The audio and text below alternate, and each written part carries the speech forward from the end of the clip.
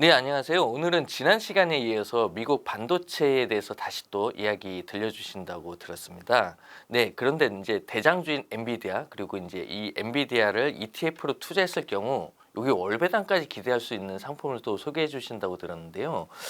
네, 오늘은 어떤 주제로 이야기해 주실 건지 아주 궁금합니다. 네, 연말에는 아마 연금 그리고 은퇴 이런 키워드들에 관심이 정말 많으실 거라고 생각이 되는데요. 그래서 제가 오늘은 엔비디아로 연금 준비하기에 대해서 조금 말씀드려보려고 합니다. 엔비디아로 연금을 준비한다. 네, 되게 재밌겠네요. 24년도에 투자 시장을 좀 돌아보면 정말 여러 가지 화두가 있었는데 그 중에서도 좀 세 가지를 크게 꼽아볼 수 있을 것 같습니다. 먼저 주식 시장에서는 말씀드렸던 엔비디아가 있을 거고요. 그리고 채권 시장에서는 금리나 베팅, 그리고 ETF 시장에서는 커버드콜 전략이 정말 핫한 키워드로 자리 잡았습니다. 그랬죠. 네. 커버드콜을 활용한 월배당 ETF의 인기도 정말 많았었고요. 저는 오늘 이 세 가지 요소를 동시에 가지고 있는 상품에 대해서 좀 소개를 해드리려고 하는데요. 아니, 이 세 가지가 동시에 가능하다고요? 네, 맞습니다. 거기에 더해서 저는 오늘 소개해드릴 상품이 향후 4년간 트럼프 대통령의 집권에 따른 AI 주식의 강세와 그리고 또 금리 경로가 좀 불확실한 상황인데 그렇죠. 여기에 대응하기에 아주 적절한 방법이라고 말씀드리고 싶습니다. 귀가 솔깃합니다, 벌써부터. 오늘 이야기드릴 상품이 타이거 엔비디아 미국채 커버드콜 밸런스 ETF입니다. 이 상품이 종목명에서도 좀 드러나는데 엔비디아랑 그리고 미국 30년 국채에 동시에 투자하고요. 커버드콜 밸런스 전략이라는 걸 통해서 기존의 커버드콜의 단점을 좀 극복하고 또 강점을 강화한 ETF라고 봐주시면 될 것 같습니다. 일단 그러면은 좀 엔비디아는 좀 어떻게 보시는지도 궁금합니다. 내년 이제 엔비디아에 대해서 좀 전망이 사실 엇갈리고 있잖아요. 이게 오를 만큼 올라서 이게 너무 많이 올랐으니까 이제 좀 내년에는 좀 덜 오르지 않겠느냐 아니면 오르지 않을 것이다.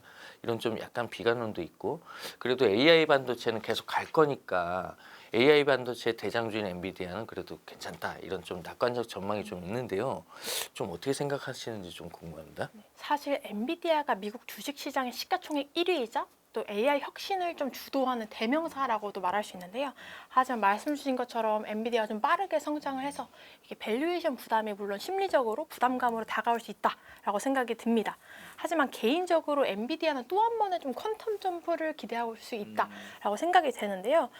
그 이유 중에 하나로 이번에 트럼프 대통령이 되면서 테슬라의 CEO인 일론 머스크를 도지 장관, 정부 효율부의 좀 장관으로 임명을 했는데 이 조직의 목표가 미 연방 정부의 효율성을 좀 증가하는 데 있습니다. 그러면 테슬라 CEO 일론 머스크가 어떻게 이렇게 효율성을 이때까지 제고해 왔는지를 좀 볼 필요가 있는데요. 일론 머스크는 기업의 의미에서 기업의 단에서 항상 효율성 제고를 기술의 혁신을 통해서 이루어 왔습니다. 여기서의 기술의 혁신이 바로 AI가 될 거라고 예상이 되고 있는데요. 이러한 이유 때문에 공공부문에서 AI의 도입이 좀 가속화된다면 이건 엔비디아 입장에서는 더없이 커다란 기회가 될 수밖에 없는 상황입니다. 그리고 사실 이미 머스크는 엔비디아 칩 구매에 있어서 정말 최대의 큰손 중 한 명인데요. 이제는 기업의 돈에서 넘어서서 정부의 예산으로 엔비디아 칩을 구매하게 되는 거죠. 그렇기 때문에 저는 여전히 엔비디아에 좀 긍정적인 뷰를 가지고 있다라고 말씀드리고 싶습니다. 근데 또 이제 ETF 이름을 보니까 그 엔비디아 뒤에다 아주 복잡한 단어들이 있어요. 이게 언뜻 보면 암호 같기도 하고. 그런데 이제 그리고 아까 이제 월배당을 추구하는 ETF라고 또 말씀 주셨는데요. 어떻게 이제 엔비디아에 투자하면서 그 월배당을 또 기대할 수 있는 건지 여기에 대해서 좀 설명을 좀 부탁드리겠습니다. 네, 말씀 주신 것처럼 상품 이름 뒤에 좀 어려운 단어가 있는데 미국채 커버드콜 밸런스라는 말이 붙어 있어요. 여기서 커버드콜 전략은 기존에 아시던 전략이 상방이 좀 제한이 있고 하방엔 리스크가 있는 좀 비대칭적 손익 구조 때문에 많은 분들이 좀 불편해하셨다라고 생각이 되는데 이 문제를 완화하기 위한 시도들이 최근에 계속 있어 왔어요. 여러분들이 아마 잘 아시는 커버드콜 2.0 시리즈가 여기에 해당될 텐데요. 옵션을 좀 더 적게 팔고 또 더 짧은 만기의 옵션을 사용하는 방식으로 이 문제를 좀 해결하려고 했었습니다. 그런데 커버드콜 밸런스 전략은 이 문제를 옵션 전략의 변화가 아니라 다양한 자산군의 혼합을 통해서 해결하려고 하는 시도다라고 봐주시면 되는데요. 밸런스라는 단어에서 아실 수 있듯이 균형을 의미하잖아요. 여기서 주식과 채권이 혼합된다는 그런 밸런스 펀드의 의미를 가져왔다라고 봐주시면 되는데 커버드콜 밸런스 전략이란 아까 말씀드린 것처럼 주식이랑 채권을 혼합해서 이 형태로 커버드콜 장점은 좀 강화시키고 단점은 보완하는 그런 전략이다 라고 생각해 주시면 될 것 같습니다. 핵심부터 말씀드리면 우선 하나는 기대 수익이 높은 위험 자산과 네. 그리고 좀 기대 수익이 낮은 안정형 자산을 동시에 투자를 해서 분산 투자 효과를 가지는 방법입니다. 그리고 그 다음에 이제 커버드 콜 전략을 실행을 해야 될 텐데요. 이 두 자산 중에서 어떤 자산의 커버드 콜 전략을 실행을 해야지 조금 더 효과적일 수 있을까요?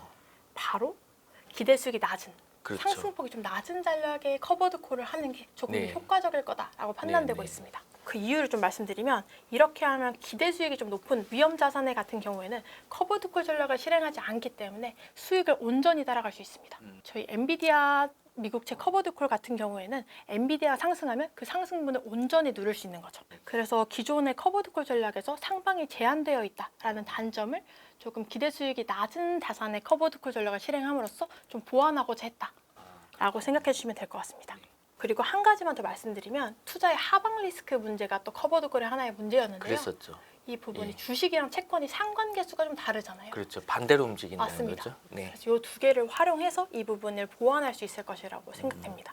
마지막으로 한 번만 더 커버드 콜 밸런스 전략에 대해서 좀 정리해서 말씀드리면 자산 간의 배분을 통해서 높은 월배당을 추구하되 또 요 두 개의 자산을 하니까 분산 효과까지 가질 수 있는 그런 전략이다라고 생각해 주시면 좋을 것 같습니다. 말씀 들어보면 이제 월배당 재원을 이제 확보하기 위해서 이제 채권의 커버드 콜 전략을 좀 가미했다는 거고, 네. 그러니까 엔비디아의 수익률은 이제 투자한 30% 가량을 또 누릴 수 있는 구조로 이제 짰다 이렇게 이해가 되네요. 그러니까 한 번에 어떻게 보면 투자 포인트들을 정해 주실 수 있을까요? 이런 거를? 그럼 제가 투자 포인트가 정말 많은데 그중에서 딱 세 가지만 말씀을 먼저 드려보면 첫 번째가 AI 투자의 핵심인 대장주죠. 엔비디아에 30% 투자하고요. 그리고 금리 인하 베팅의 좀 핵심 수단이자 안정자산인 미국채에 70%를 투자합니다. 24년에도 그랬지만 25년 역시 투자 시장에서 화두가 금리 인하 베팅이랑 AI가 될 걸로 예상이 되는데 이 두 가지 수익원에 한 번에 투자할 수 있는 상품이다. 그리고 두 번째로는 아까 계속 설명드렸던 커버드 콜 밸런스 전략을 활용해서 기존의 커버드 콜 단점을 좀 상쇄하고 그럼에도 불구하고 높은 월배당을 추구할 수 있습니다. 기존에도 저희 시장에 엔비디아랑 채권을 혼합한 상품이 있었는데 이 상품과의 차이점을 말씀드리면 채권 부분을 만기가 긴 미국 장기채로 했고 또 커버드 콜 밸런스 전략이라는 새로운 옵션 전략을 활용해서 운용했다는 점이 굉장히 큰 차이점입니다.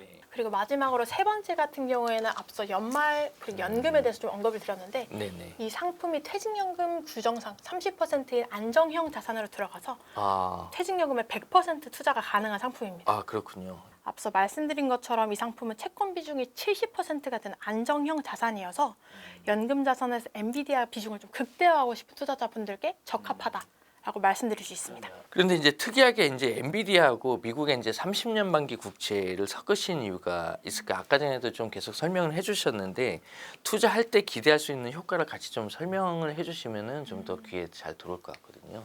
투자를 할 때 투자자분들이 가장 기쁘게 하는 게 수익률인데 반대로 가장 조금 불안하게 하는 게 쇼크 같은 상황들, 뭐 코로나19라든지 금융 위기 같은 쇼크 상황들일 거라고 생각이 되는데요. 저희가 투자하는 미국채는 안전자산 선호 현상이 있을 때 그 힘이 강력해집니다. 아주 대표적인 안전자산이죠. 네. 물론 미국 30년 국채가 금리 민감도가 매우 높은 자산이기 때문에 변동성이 낮다. 라고는 말씀드리긴 조금 어려운데요. 하지만 앞서 말씀드린 쇼크 같은 주가가 폭락하는 상황에서는 예기치 못한 정말 강력한 힘을 발휘합니다. 하지만 반대로 채권 수익률이 좀 안 좋다라고 하는 경우에는 엔비디아와 같이 퀄리티 주식이 좀 높은 수익률을 보여주는 경우가 많습니다. 그래서 이렇게 다양하게 분산 투자 효과를 기대할 수 있죠. 또 모든 주식이 좀 폭락을 했을 때 70%가 채권 자산인 것이 다른 역할도 기대해 볼 수 있다는 점도 주목해 주시면 좋을 것 같습니다. 그리고 여기서 잊지 말아야 될 부분이 월배당도 높은 수준으로 추구한다. 월배당이 또 중요하죠. 네, 이 부분도 함께 체크해 주시면 좋을 것 같습니다. 이제 앞서 이제 엔비디아로 이제 은퇴 그 준비하는 방법이라고 또 이야기를 해주셨는데요. 그럼 이 상품이 특별히 어떻게 은퇴를 앞둔 투자자들에게 어울리는 ETF인지 이 부분을 좀 짚어주시면 좋을 것 같습니다. 꼭 그렇다기보다는 우선 퇴직연금 계좌는 직장인분들이라면 모두 가지고 계시는 계좌인데요. 네. 현행 퇴직연금 규정상 30%는 안정형 자산으로 운용되게 그렇죠. 지금 규정이 되어 있습니다. 그러니까 최대한 위험 자산을 한다고 해도 70%까지인 거죠. 네, 맞아요. 네. 나머지 30% 안정형 자산을 그래서 많은 분들이 어떻게 운용하면 좋을지를 좀 고민을 많이 해주시고 계시는 상황입니다. 그런데 엔비디아의 혁신이 계속될 것이고 또 금리 인하가 시대적 트렌드다라는 부분에 동의하시는 분들, 좀 공감하시는 분들께 적합한 상품이다라고 판단이 됩니다. 그리고 사실 24년도를 좀 보셔서 아셨겠지만 엔비디아라는 AI 시대에 좀 대장주에 투자하지 않는 것 자체가 네. 조금 하나의 리스크로도 적용할 수 있다라고 왜냐하면 보입니다. 소외되고 있기 때문에. 네, 맞아요. 그래서 만약에 엔비디아 비중이 아예 없으시다면 연금 계좌에서 엔비디아 비중을 이렇게 가져가 보시는 것도 좋을 것 같고요. 아, 그렇겠네요. 그리고 또 말씀드렸던 것처럼 두 가지 트렌드 중에서 금리 인하도 함께 가져갈 수 있는 상품인 만큼 장기적이고 또 안정적으로 퇴직연금 계좌를 운용하시는 데서 좀 합리적이다. 네. 좋은 선택이다라고 말씀드릴 수 있습니다. 마지막으로 이제 이 해당 ETF를 좀 투자했었을 때 유의할 점이 있다면 어떤 게 좀 있을까요? 네, 제가 아까 계속 분산 투자를 했다라고 네. 좀 말씀을 드렸는데 이 상품이 물론 분산 투자를 했지만 주가가 빠지고 또 금리가 상승이 같이 이루어지면 ETF 가격이 빠질 수밖에 없습니다. 하지만 이러한 구간에서는 아마 위기 구간으로 판단이 되는데 이러한 위기 구간에서는 달러가 강세를 보이는 경우가 되게 많습니다. 그렇죠. 이 상품은 환노출 상품이어서 환 노출했군요. 네. 환했지는 않았다는 얘기죠? 네, 맞아요. 네네. 그러다 보니까 달러가 강세를 보이면 그런 손실 부분에서 좀 낙폭을 최소화할 수 있다. 하지만 반대로 환 노출 상품이기 때문에 환이 좀 약세를 보이면 주식이나 채권에서 얻은 수익을 그 폭을 좀 줄일 수 있다. 그렇죠. 라는 점을 좀 유의해 주시면 좋을 것 같습니다. 그리고 두 번째로 이 상품은 합성형 ETF입니다. 저희가 직접 운용하지 않고 수합을 이용해서 운용하게 되는데 아마 잘 아시는 것처럼 약간의 수합 코스트가 발생을 합니다. 어차피 그 비용은 좀 지불해야 되는 거죠. 네, 왜냐면 이 상품이 매일매일 리밸런싱이 좀 필요한 상품인데요. 주식도 사고 팔고 그리고 채권도 사고 팔고 그리고 옵션도 사고 팔아야 되기 때문에 운용 구조가 상당히 복잡하고 네. 이 과정에서 비용이 발생하기 때문에 저희가 분석을 해봤을 때는 오히려 합성형 ETF로 운용하는 것이 더 적합하다라고 판단을 했습니다. 네. 이 점도 참고해 주시면 좋을 것 같습니다. 네, 오늘은 색다른 상품이지만 꼭 우리가 알아둬야 될 이 시점에 또 눈여겨봐야 될 상품을 소개해 주셔서 감사합니다. 네, 수고 많으셨습니다.